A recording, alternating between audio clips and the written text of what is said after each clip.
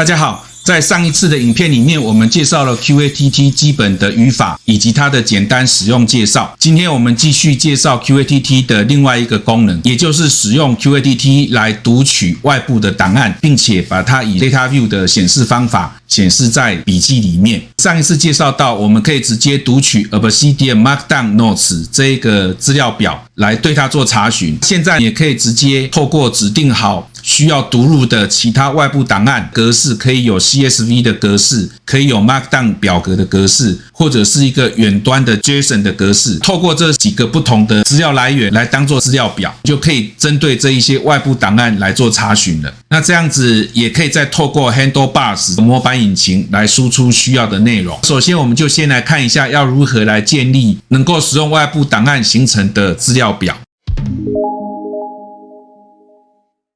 要在 Obsidian 裡面使用外部的檔案形成的資料表，首先要在 Obsidian 啟動的時候指定好需要的檔案， Obsidian 就會透過 QATT 這個外掛，在啟動的時候在內部建立需要的資料表。這一些動作都是必須在設定裡面來完成的。先打開設定畫面，找到社群外掛，再找到 QATT，進入它的選項設定，在這邊就可以輸入需要的檔案格式。比如說，在這個地方，我們以 CSV 來當做範例。第一個，在 CSV Loader Settings 裡面要指定在啟動的時候要讀入的外部檔案。我使用了 visitplaces.md， 還有一個Artline Demo.csv 這個副檔名可以根據自己的需要，可以使用 MD 或是 CSV 都可以。使用 MD 的好處是可以在 Obsidian 裡面直接來編輯這一個檔案的內容。那另外還有一個，我們可以指定一個外部的遠端網址的 JSON 檔案，在這邊它的格式就比較不一樣，必須用 Web 開頭，用直槓分隔出不同的欄位。第二個欄位就是要使用的資料表的名稱，第三個才是真正遠端資料來源的網址。我們就可以使用這三種外部檔案來做查詢。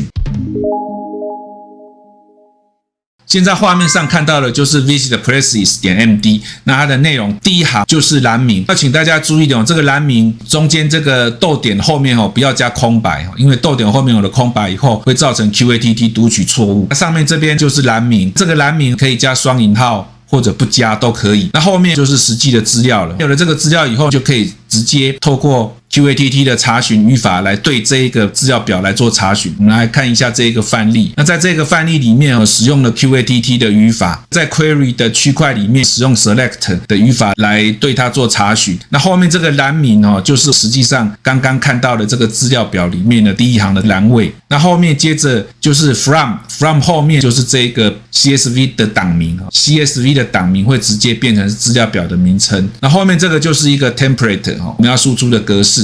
一樣用井號一取到斜線一取，把每一行用表格的方法來輸出。每一列裡面讀取了3個欄位，可以來看一下它的呈現的樣子。我把它切換成實際的預覽模式，大家可以看到現在這個內容它讀不出實際的內容，我猜應該是第一行造成的，因為我有使用了自動補進等級1的標題，結果造成了它的錯誤了。把第一行刪掉以後，再來看看它是不是就把資料讀取進來了。可以看到確實它就已經讀取進來了。因此，如果為了避免有這個問題的話，我建議直接在外部用外部的文字編輯器來編輯這一個 CSV 的檔案，就不會受到 Obsidian 外掛的影響。來實際做一下即時新增的處理。先找到我的這個檔案。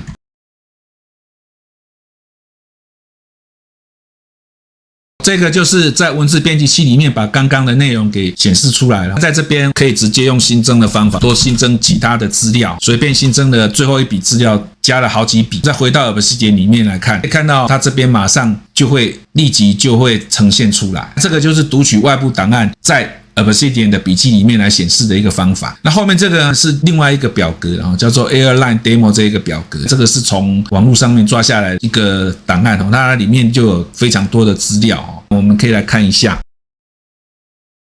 可以看到它這邊就有大概50筆的資料。我這邊只抓取最前面的3筆，我把它直接改成30筆，可以看到它就有更多的資料可以出來了。那後面這個呢，就是實際去讀外部的遠端網址。那如果你有看到table does not exist 這樣的問題的話，通常只要再進入程式碼區塊一次，然後再離開，它就會再重新讀取一次了。現在看起來它資料表沒有讀到，來看一下到底是什麼問題。再把設定打開，然後到這邊找到 QATT 外掛的設定，把它的網址複製起來。它確實是可以讀到資料，但是目前Obsidian裡面讀不到。我把這個檔案重新開啟一次看看會不會是啟動時候有發生了什麼問題。經過測試並且查看了主控台的訊息以後，這個 QATT 從遠端網址讀取資料的內容看起來有了一些問題，都是出現表格不存在的錯誤。在先前我測試的時候，確實是可以抓取出資料的，設定的遠端網址在瀏覽器裡面是可以正常的瀏覽到的。我猜測可能是 QATT 外掛更新的時候，在我的環境裡面不曉得發生了什麼錯誤。